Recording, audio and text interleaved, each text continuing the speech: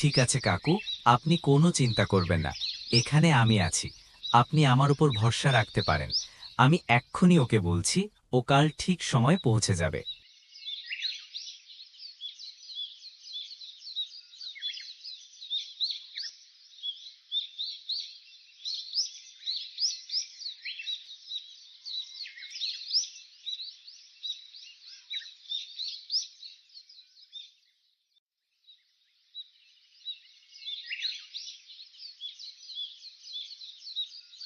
কিরে, সারা দিন ধরে যে টিভি দেখছিস, তোর তো পিসির বাড়ি যেতে হবে। এদিকে কোনো খেয়াল আছে? ছাড়া ভালো করে চিনি না, যদি যেতে পারি তাও অনেক রাত হবে।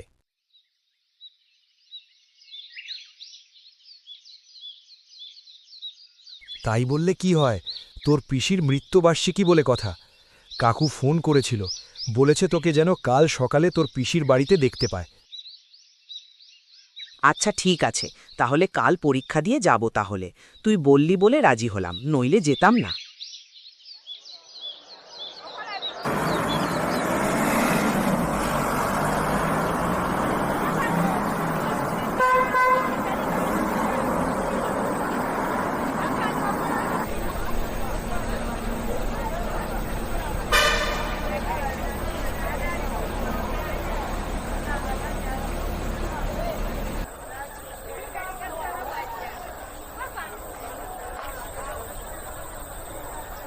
দাদা, বলছিলাম চাকদাহ গ্রামটা কোন দিকে একটু বললে উপকৃত হতাম।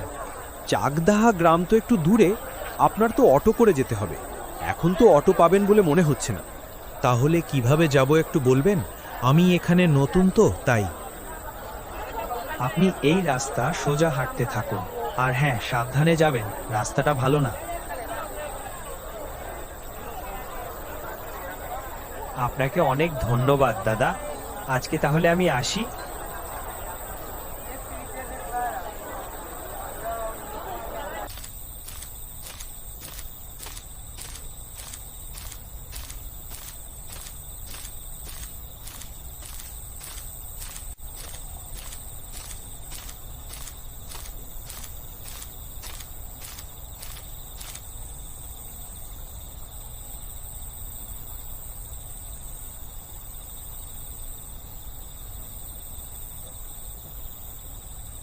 ও দাদা, শুনছেন এদিকে? আরে ও দাদা, একটু পিছনে ঘুরবেন? আরে ও দাদা। আমাকে ডাকলে নাকি বাবু? হ্যাঁ, এদিকে আসুন তো একটু।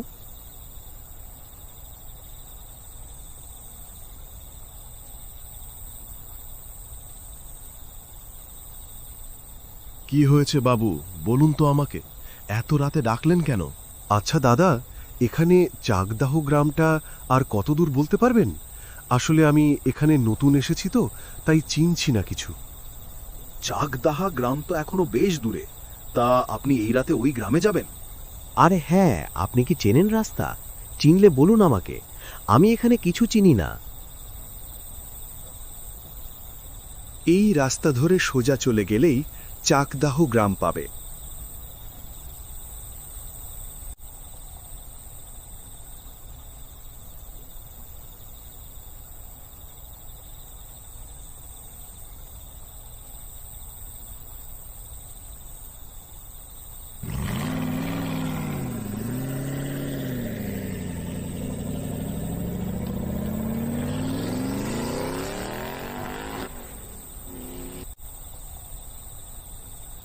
আরে দাদা, আপনি না বাড়ি চলে গেলেন, এখন আবার কোথা থেকে আসলেন?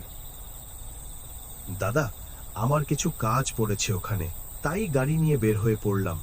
চলুন আমরা একসাথে যাই। বড় উপকৃত হলাম দাদা, আপনাকে অনেক ধন্যবাদ দাদা। চলুন।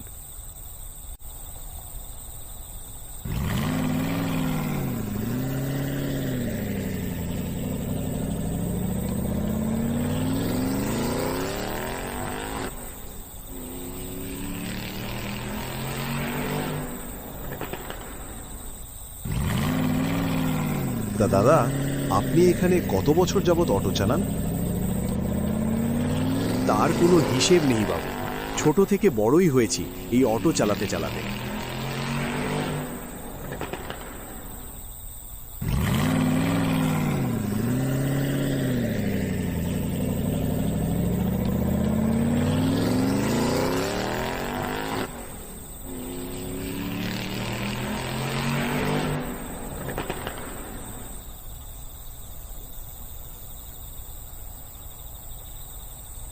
বাবু, আপনি এখানে একটু দাঁড়ান, আমি ভিতর থেকে আমার কাজটা করে আসছি।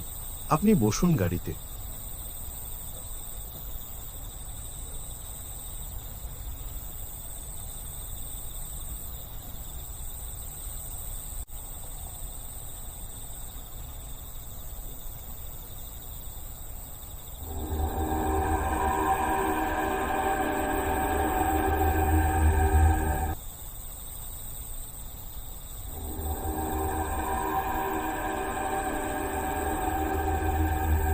আরে কত সময় বসে থাকবো আর?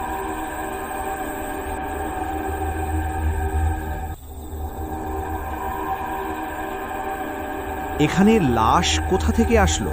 আর এটা কার লাশ এখানে পড়ে আছে? সৎকার করে দিয়েছেন বাবু। আরে ও বাবু, আমার লাশটাকে সৎকার করে দিয়ে যান দয়া করে। দিয়েছেন বাবু। আরে ও বাবু, আমার লাশটাকে সৎকার করে দিয়ে যান দয়া করে।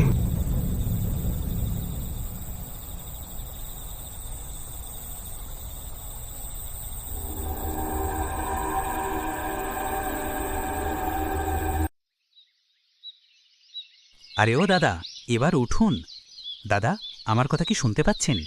দাদা, আরে ও দাদা, উঠুন এবার। এখন ঠিক আছেন আপনি? কি হয়েছিল বলুন তো? কোনো ডাকাত দলের সামনে পড়েছেন নাকি?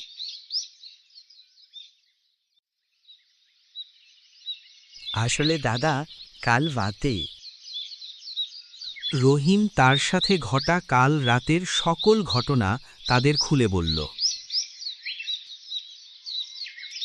আসলে দাদা, এই হাসপাতাল অনেক দিন আগে বন্ধ হয়ে গিয়েছে।